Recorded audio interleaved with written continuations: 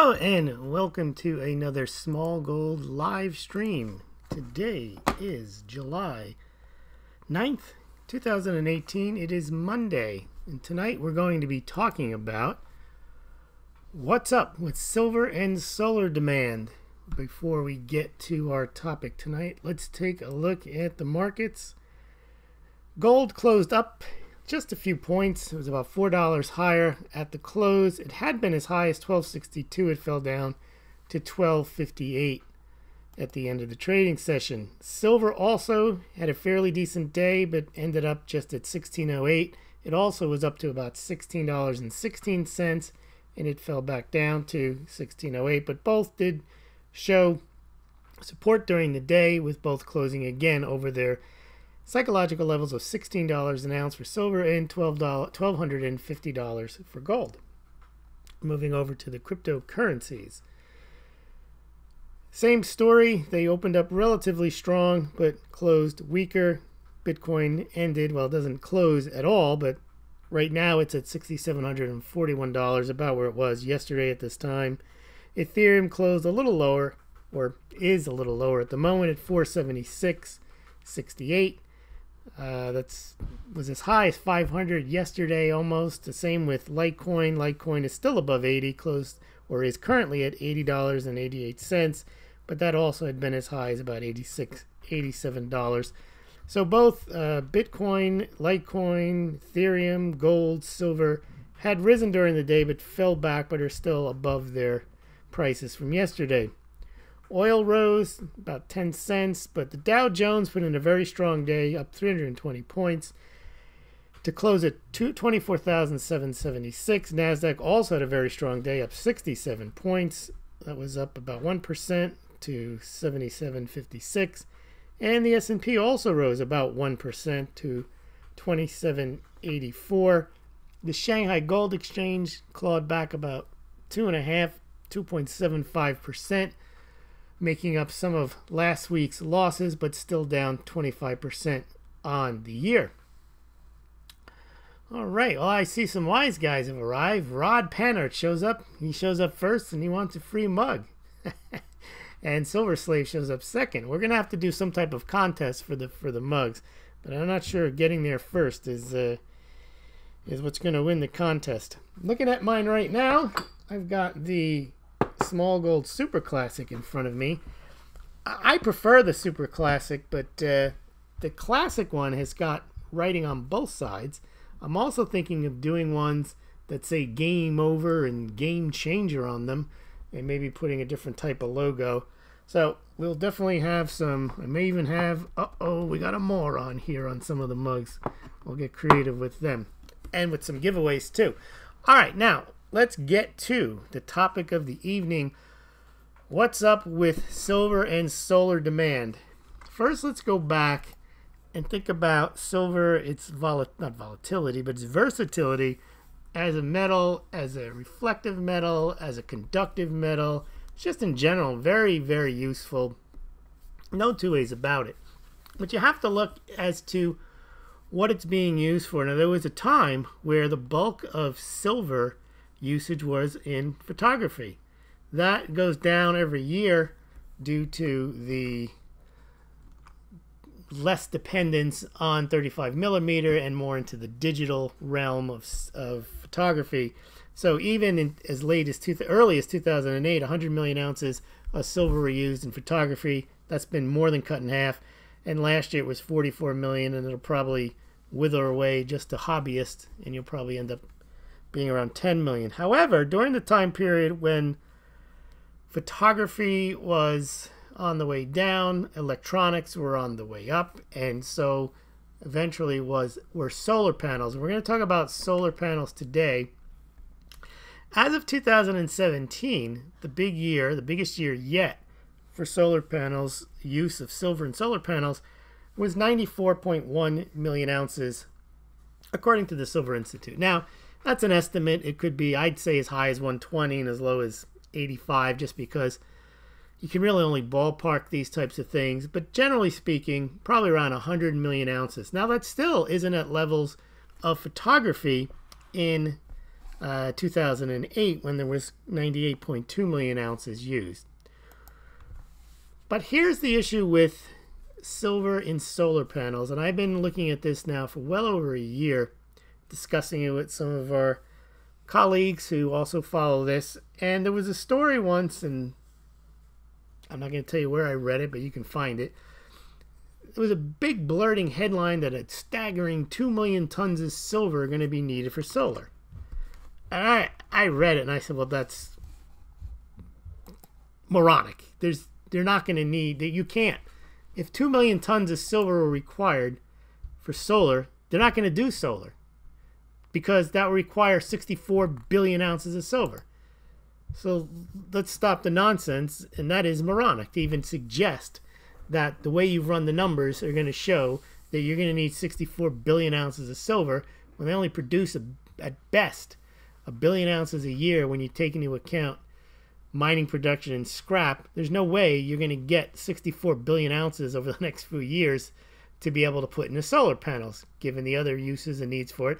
And if you did need 64 billion ounces, it would be far, far too expensive to do solar. Remember, the reason people want to do solar is not just the green, but there's also there's some efficiency in it, not very much, but you can do it, and it's clean. It's a little more expensive than fossil fuels, but if it gets to the point where it's 50 times more expensive, it's not going to happen. No one's going to buy it, and there's no government's going to subsidize it if it's going to require 64 billion ounces of silver. So basically, that's the type of headline that I'm talking about. It's moronic to even suggest that that would be the amount that would be required. Yeah, if everything stayed exactly the way it is, the amounts in each solar panel, they actually built out that much, no manufacturer in their right mind would plan on a business model that would require them to have that much silver over the next 10 years, 5 years, whatever the period of time is. They would realize they couldn't get it. But you see, when you're involved in hype, you just decide silver is so rare. Silver has so many uses. Solar is going to drive silver demand. Maybe, maybe not. Let's take a look at some of the details behind silver and solar panels, and then how it fits into overall silver demand. Now remember, I was talking the other night about jewelry taking up a big portion of silver demand in silverware. Interesting, in 2010, jewelry and silverware made up 241.6 million ounces worth of demand. Both jewelry and silverware showed an increase last year to 267.5 million ounces. So I think the silverware was about 54 million ounces in 2010, and silverware went to 58.4 million ounces. That's not because people are buying silverware preparing for the collapse because it's game over and game changer, and they're going to dine in their bunker with silverware. No, they're buying it. Mostly it's Chinese and Indian people who buy silverware in those countries. I don't mean in America, because it's a symbol of wealth, status, success, that you can have a fine silverware set. I predict that may come back in the United States. There used to be silversmiths in the United States. I know my parents received a silver set long gone, but for their wedding back in the 50s. Silverware was common. It's not so common today, but I think it may come back. Same with jewelry. Jewelry demand is also up over the last 7 years. Now in 2010, coin and bar demand was 147 million ounces. And last year it was 151 million ounces. So while we did see a big spike in the years 2013, 14, and 15 in coin and bar demand, that was fleeting. In 2016, 17, and 18, we've seen a tremendous drop, about an 80% drop from 2015 highs. So silver demand may eventually come back to, if we get those numbers again that we saw from 2013 to 2015, if they go back to where they were, close to 250, 260 million ounces, and we continue to see jewelry and silverware going higher, then you might have some strain on the supply again. However, people are expecting that electronics and solar, because they're industrial, they're the ones that are really going to push up the silver demand. Now, sorry to disappoint you, but electronic demand in 2010 was 301.2 million ounces, according to the Silver Institute. Last year, it was 242.9. The reason I mention this is because people make the assumption, well, there's so much more electronics now, there must be more silver. Silver is used in them because silver is good at conducting electricity. It's better than anything else. All true, but the electronics today are smaller and they use less silver. You don't see the big mainframe computers as much. You see tablets, iPhones, smartphones, and so on. So electronics are not driving silver demand, as one might think. Actually, silver demand for electronics has been down since 2010.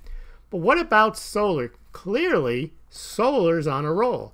There's initiatives, especially in Germany, China, India. They are very, very big on solar power. India completed the largest solar power station about, I think it was in 2016. And China is also very big on solar. So solar is definitely on the up and up.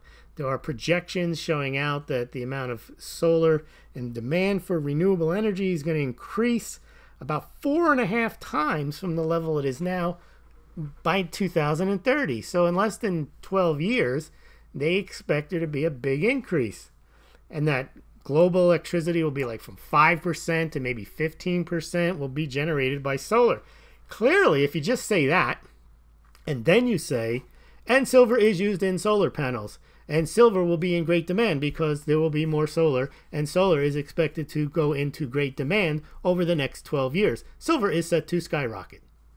No, it's not as simple as linear as that. It's almost as moronic as saying that we're going to need 2 million tons of silver for solar over the next 10 years, i.e. we're going to need 64 billion ounces of silver.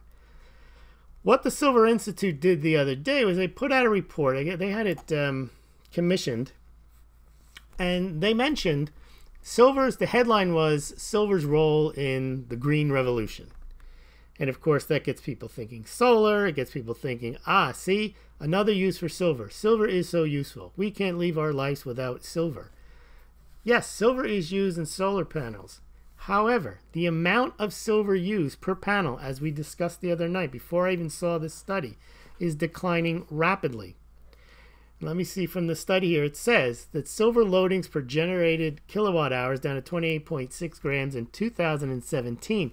And they say that's because of continual advancements, and I'll give you the technical terms, but it really doesn't matter. It's just innovations in dual printing processes, reductions in wafer thickness and finger width, and to a lesser extent, replacement of silver with other materials like copper.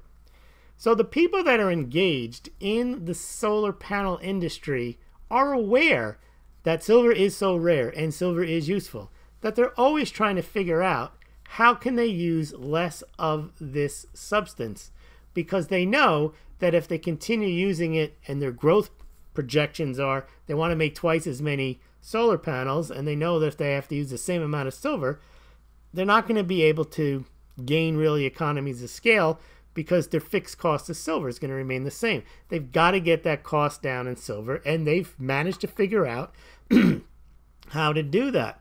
So basically what they're saying is, according to these projections, and again, these projections, they could be wrong. They could, just because someone's done a study and done projections doesn't mean that it's true, but it does mean they've at least looked at the numbers in a rational way and weren't just looking to create a headline, 2 billion tons of silver are going to be needed. That's not what this study is. This is trying to figure out how much silver actually goes into a solar panel and how much silver will be required to go into a solar panel next year, the year after, as compared to 5 years ago, 10 years ago. And they're calling this concept thrifting. And they're saying that there's going to be a reduced amount of silver in each year because they're going to have an increase in thrifting. And therefore, the interesting thing about all this, even though they're projecting a big increase in the number of solar panels, they're not projecting much of an increase between 2017 and 2030 at all in the amount of silver used in solar panels.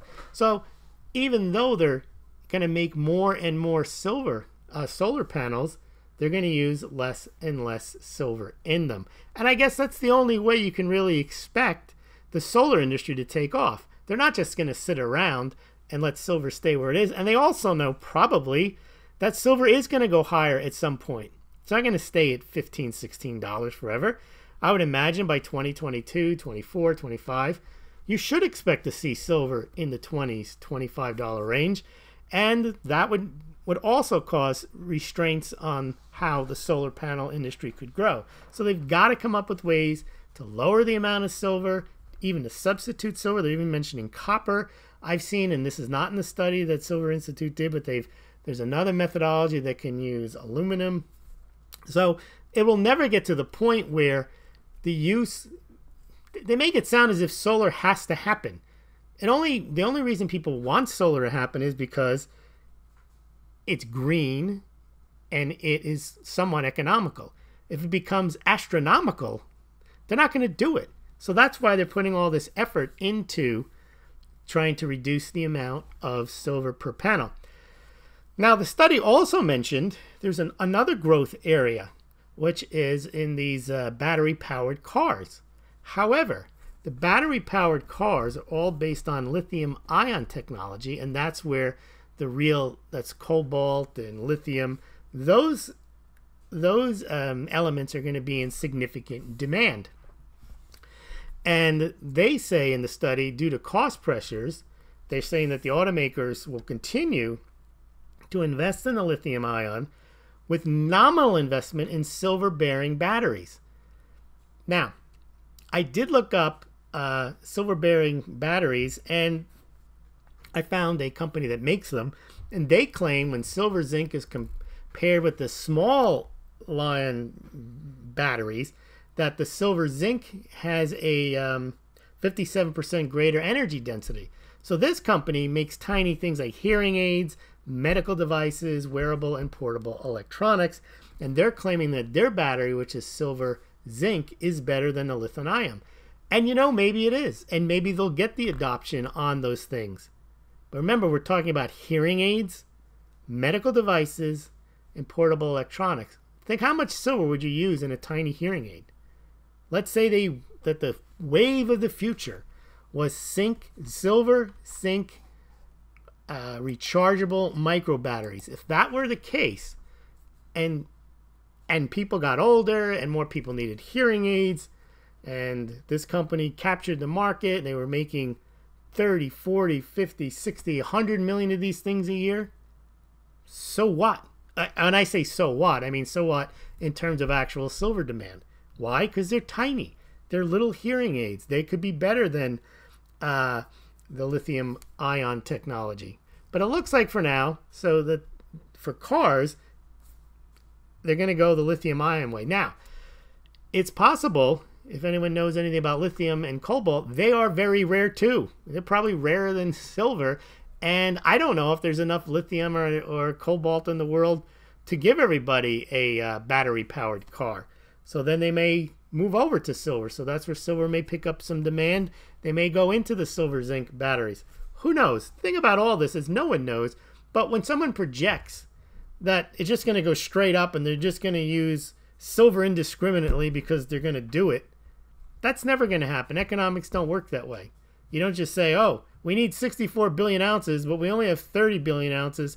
So, but if we paid $12,000 an ounce for silver, then we can probably find 64 billion ounces, and then we can make more solar panels. That's moronic to actually think that way. All right. Sorry, I did Moronica yesterday. I still have that on my mind. So they're saying that the auto-electric car, there's still silver in those cars because there's a connectivity in the car circuitry. So there will be some silver used in those cars, and that will add to demand. I mean, that probably add another 20 million ounces a year. It's not a lot, but it's still, and it's used in nuclear plants. Now, also people talk about when they ship off those rockets and the Tomahawk missiles and the ICBMs, and they get all excited. Look at all that silver wasted and gone forever. Well, yes, there's silver and gold in intercontinental ballistic missiles, and Russia is now putting out the contract to some of the old ones they're retiring. They're saying you can go in there and pull them apart and you can pull out whatever's in there. And they say in 9 ICBMs there's 42 kilograms of silver, 1.8 kilograms of gold. That's a lot, to be shipped and to blow up some small-sized city. But that amounts to 150 ounces of silver and 6.3 ounces of gold per missile. So don't count on weaponry to take up hundreds of millions of ounces of silver and tens of million ounces of gold. It's used in these things, but the amount of weapons they're going to make is not going to make really much of a difference in the overall amount of gold or silver. And here's the thing, if it ever did, they basically would confiscate it. And you wouldn't be allowed to. You'd have to turn in your coins because they need it for weaponry. But I don't think we're at that point where silver is that rare where they're going to have to confiscate it. But, a lot of people say silver is so rare. Well, if it really is, then they're going to not let you make coins. They're going to shut the mint down. They're not going to produce mint so people can buy silver and hoard it. They're certainly not going to let private mints make up their own silver rounds, which are totally useless because they're just being hoarded. They're not used in all these valuable technologies. You can't put a silver round in a yoga pants if it's that important. So the concept that silver is so useful, it's only useful at a price. At which point, if it gets too expensive, they will move to other types of metals. Now, silver does have going for it that it is the most, for electricity, it conducts electricity the best. Gold is the best for conducting electricity. If you don't want it to tarnish and it's going to be away from you like it's in outer space, they'll use gold instead of silver. So there'll always be a need for silver and gold. But look what's happened to gold. As the price gets higher, gold isn't used a lot for things because it's just too expensive. Now that might happen to silver. It's quite possible that even with their attempts to slow the use of silver in solar panels, let's say solar goes, instead of up 3 or 4 times, it goes up 10 times. And it's still economical to use it, but they start using up more and more of that silver. So don't get me wrong, you can have a situation where industry does take up a significant amount of silver, but it's not going to be based on some moronic claim that they're going to use 16 trillion tons of silver to make yoga pants or to make intercontinental ballistic missiles. You have to look at the numbers and you have to look at what industries it's used in historically and what the projections are. All right. Let's go and see what some of the comments are. A lot of interest in these mugs. Well, you can go there right now and order one. I'm going to go ship out the first round tomorrow. So I'm going to package them up tomorrow morning. And anyone who orders tonight should make tomorrow's shipment. And then you probably get it sometime early next week. Small will have a mug shop coming soon. Probably more money selling mugs than precious metals. Well, what's interesting is, Silver Slave, I'll share something. I have the affiliate links on my site, SD Bullion, Money Metals Exchange, and Golden Eagle Coin. And all good companies, all no complaints. They deliver on time, wide selection. And when I started back in 2013, and I had about the same amount of traffic in 2015 and 16 as I have now, far more sales were going through, and they were commensurate with the sales that we were seeing out of the U.S. Mint. I was doing sales every week, 2 or 3 orders a week. Wasn't making a lot. You make between $15 and $20 an order, so it's not like it makes you rich, but they were coming in, the orders. And then when the U.S. Mint sales slowed down, so did mine. And the dealers will tell you the same thing. Now, the dealers do make, are selling more of the recycled or the older coins, because while they're not selling a lot of the newer coins based on the U.S. Mint numbers and what they're receiving in terms of silver eagles and gold eagles and the rest of the coins that they get, there is a fairly robust secondary market where people are turning in or selling back their gold and silver, and that enables companies to sell you silver eagles at something like $1.79 over spot for the pre-2018 ones. There's no way a bullion dealer can sell you a silver eagle for $2. It's $2 over spot, because the authorized purchasers pay $2 over spot. And then other than APMEX, none of the bullion dealers that I know of are authorized dealers. So generally a good deal on a Silver Eagle is going to be at best 2.25 over spot because they already paid $2 themselves and they're going to make some money on it. But when you see something at $2 or under $2, it's because the dealer is paying something like 50 cents over spot, or maybe even paying spot price for a Silver Eagle. Then they're able to resell it to you for $1.79 or $2 over spot. So yes, Smaulgld doesn't make much, never did, but in volume there was a decent amount of silver sales. We'll probably sell more mugs, you're right, but again, after I pay to wrap them and ship them, there's probably a $2 or $3 profit there. I make a bit more on donations and patrons, but again, not much there either. But that's the lay of the land, and let's carry on. It is true that silver is thrown away in the millions of electric goods. That's another half myth, because there are reclamation projects and there are ways of reclaiming silver and when it's economical to do so. Now, I know the iPhone, there's videos on this, the Apple has created, and Samsung does it. They do try to reclaim as much. They have these machines where they can actually open the machine and hold it on a base, and then the machine will go and unscrew the silver, the gold, the platinum, whatever's in there, and then separate it. So they've got a mechanical way of doing it. When people say that silver's just gone and it's lost forever and we will never get that silver back, that's not true. You can go into waste fields, and there are people who do this, and you can reclaim silver if it's economically feasible to do so. And the same with all the silver that people have, the scrap silver. You'll see when the price goes to $50, you see all magically silver somehow appears. People find silverware, they find silver coins, junk silver gets remelted. So the idea that that silver is gone forever and silver is rarer than gold, it's nonsense. It really is. And that's just another one of the stories that they tell you. They don't give you any numbers on it. They just try to tell you it's all gone and you got to buy silver now because silver is so rare. All right, let's see what else we got in the comments. What's up with the net Dania volume of the silver spot and gold charts? I don't know what that is. Yeah, silverware, I'm surprised that more people, I mean, when the price is cheap. But you know, the thing is, I'm not sure there are any more silverware manufacturers in the United States. I looked a couple of years ago and I saw one had closed in Massachusetts that had been open since like 1878. I think the problem with silverware now is a lot of it is treated as junk, and it's hard to put together a full set. Like, you can buy scrap from a coin dealer, but you can buy like 2 spoons with someone's initials on them, 3 forks with someone else's initials on them. It's hard to find somebody who's selling a set. All right.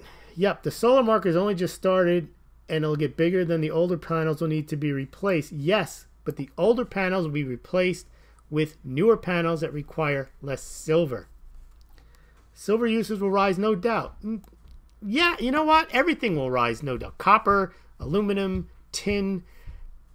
In a world of rising economic activity, there should be a general need for more resources. However, if the need for resources reaches a point where it becomes more expensive to continue to make something, then they'll stop making it using that material. It's not like they mindlessly just say, oh, we need more silver. Just pay whatever you got to pay. Do whatever you got to do. No, manufacturers are constantly looking to lower their cost of finished goods. And that involves labor cost and cost of raw materials. And if the cost of raw materials or the labor costs get to a point where it becomes uneconomic to make their product, they won't make it. The people keep thinking that solar has to go higher and therefore they must use more silver. That's not necessarily true. Solar meets all my electric needs. Hubzilla, silver is not the weakest link cost-wise in solar. Subsidiaries may be masking the true cost. Is this true? There are subsidies that are helping solar manufacturers continue to make product where they might not make money at all. There was accusations that China was dumping solar panels in the U.S., which was making it hard for U.S. solar companies to compete. Solar is not, I said it's somewhat efficient, but it's not nearly as efficient as on a cost per gigabyte or whatever it is as some of the other units of energy, as some of the other energy sources. The big attraction of solar is that it is green, but they're not going to continue to use it if it's not economical. And there's a limit to how much they're going to subsidize something if it's not economical. Solar production is stalled out. Why? Well, not globally it hasn't. The problem with solar, the reason it stalls is because of subsidies and trade wars. But India and China are going full blast on it, Germany, and you might even see in the U.S. I mean, solar's been around for a while. There used to be tax credits in 1979 from Carter. Reagan got rid of them and basically set the U.S. solar panel industry back 10, 15 years because he took the subsidies away. All right. Why would you want a car made in a tent? Yeah, I mean, Tesla is just nuts, Silver Sleeve. You're absolutely right. I think the idea is it's used and it's thrown away. That's right. But it's not depleting. You see, the small... Okay. If you look at the amount that's used in electronics, as I mentioned, that's getting smaller. And the amount that are getting recycled are increasing because... For example, I mentioned Samsung and Apple actually have reclamation projects underway. Now, the main reason they say they're doing it is for green reasons. They just don't want, silver is not the best thing to have lying around. Selenium, a lot of these precious metals aren't good to have in the water supply. They're not good. Yes, silver is antibacterial, but there's other issues with having precious metals. It's not environmentally friendly to have all this electronic junk out there. So Samsung and I did a report on this, and Apple have a reclamation project where they have goals to get more and more of this silver back. But again, as you mentioned, it's small amounts, and remember, the electronics are using less and less. So there's less and less being thrown out because they're smaller and are being used, and then there's less being thrown out because some of it's being reclaimed. But again, unless you can quantify it, it's just hype talk. That silver is gone forever. Like when a missile goes up, they say, there you go, more silver wasted. It's an insignificant amount. Silver could be over 100. I don't think it would matter to the end product that would cause you such a small amount. Yes, I've made that point before, that there was no halt whatsoever when the price hit $50. You didn't hear any manufacturer saying, we're not going to sell, we're going to raise the prices of our phones. It's not that much in the finished product. However, in solar panels, it is. So that's a case where they would slow it down. Now, in electronics, 100 there's got to be a point where in the electronics, they will pass the cost on to the consumer, and I don't think that'll stop consumers from their demand. So you're right. That's a plus for silver, is that if the price goes higher and it's used in smaller amounts, it becomes less of an issue. But then it also means that there's less of a demand for silver because the price is that high, because they've also figured out if they're going to continue making the products, they're going to use less of it. See, people only look at the demand side as if it's limitless, and they don't look at the ability of manufacturers to switch out or to use less. You got to make in a car in a tent when you didn't plan your production line well. I think that company is a joke. I don't know. There's nothing about it that's attractive. It's government subsidized. And it's not subsidizing cars for the people. It's subsidizing cars for rich Silicon Valley people to pay $120,000 to ride around on that thing and hope that it doesn't blow up somewhere when they hit something. I don't know. And the company doesn't make any money. That company, to me, it does everything wrong. It's subsidized. It still loses money.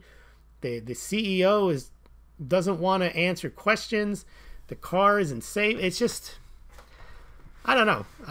If it was selling for $2 a share, I'd say okay, we'll give them a chance. But when it has that market cap, it astounds me the price that people are willing to pay for Tesla. Yep, Tesla will probably be rigged higher like the rest of the market. Well, Tesla, and I've mentioned this before, Swiss National Bank owns Tesla. Now you would think, first of all, that a central bank shouldn't be buying equities. But if they were to buy equities, you'd say, okay, well, buy like AT&T, get yourself a dividend, buy something that has earnings, something that has a solid track record. Nah, they buy Tesla, they buy Zillow, they have a unicorn portfolio.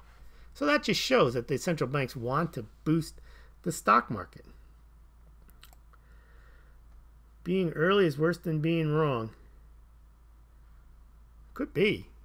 I mean, they keep saying you're better off being early than being late one second or one day, but not if you spend 20 years being early and you waste your whole life. I bought solar in the 90s and lost everything. Yep. Have you seen that tent? We got to get pictures of the Tesla tent. All right, we got a lot of questions here. I'm going to have to skip through some of them. All right. Let's see what we got here. Zero Hedge is a good story on Tesla, some horror stories. Yeah, I think Zero Hedge has shown like 3 or 4 stories where the car, for whatever reason, just caught fire. I mean, that's not good at all. Yes, Silver Slave, you can buy the mug. Just go to Smaulgld here. I'll give you the link right now. I'll put the things in the thing there, and you can buy the mug, and I will ship it out tomorrow. There's the. They probably won't print that. Let's see what they did. Did they print it? I don't know. I got to do it. I'll just send the. See, when you send this, excuse me, I'm just sending you the link on the screen here, so you can get there, and then you'll be able to click on it and order your mug. All right, there you go. Gold Bull is selling silver under spot. Yeah, some company. You know why? Because they're paying under spot. That's how they're able to sell under spot. Yeah, but the stories from Zero Hedge Unscammable about Tesla aren't their own stories. They're pulled from somewhere else, and the pictures aren't their pictures. Like Zero Hedge doesn't have the only original work Zero Hedge does is whatever Tyler Durden writes about and speculates about and gives an opinion about. The rest of the site is culled from either other alt financial media writers, or he gets it from mainstream media and just republishes it with comments. So the Tesla stuff, those aren't coming from him. He's not making up stories about Tesla stuff blowing up on the all right, let's see. Yeah, postage cost, well, I don't know if you can get a 10 ounce for spot and then you pay a few dollars I don't know, it might work out. All right, let's see. How's housing doing in Australia? Do you own a house there? I don't know anything about Australia. Lunar quarters. All right, let's see what else we got here. Well, I think real estate in Australia and Canada are still sky high. Perth Mint has heaps of colored coins, and so does the Canadian Mint. Let's see. Page 6. You guys are talking about housing. I'm going to scroll down. I think we're close to the end here. These two guys are talking about housing. All right. Database DNA. It'd be cheaper for Tesla to buy Prius and tow it and resell them under the Tesla label. Could be. Could be. Who knows? And then the rest is my spam here with trolling for donations and selling mugs. I would hate to have to live there and wait for a crash. All right. All right. Well, I'll let you guys talk to each other, Silver Slave and Unscammable. Thank you very much, everyone, for joining me tonight. Please remember to join me every night at this time. If you have the time, I do appreciate you joining and providing comments at 8 o'clock. Thank you very much for joining tonight. Let's get to...